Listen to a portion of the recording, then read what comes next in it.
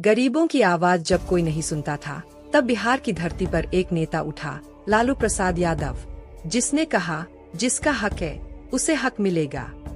और इस आवाज ने दलित, हरिजन और अति पिछड़ों को नया सम्मान दिया।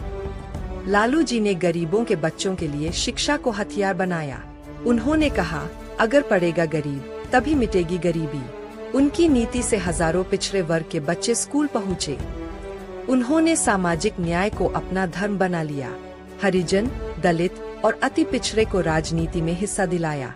जिसे पहले सिर्फ भीड़ समझा जाता था, उसे उन्होंने नेतृत्व सिखाया। जब मंडल कमीशन आया तो लालू यादव दीवार बन गए। उन्होंने कहा, आरक्षण गरीब का अधिकार है। उनके दम पर हजारों पिछड़े युवाओं को सरकारी नौकरी मिली।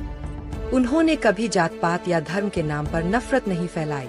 उनका कहना था, हम सब पहले इंसान हैं, बाद में कुछ और। उनकी राजनीति में इंसानियत सबसे बड़ी विचारधारा रही।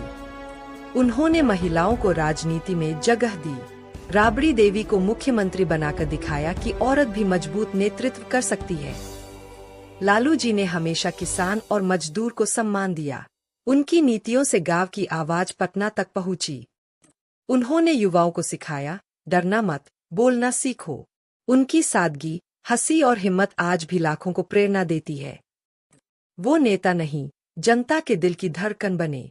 उनका हर कदम गरीबों के हक के लिए था।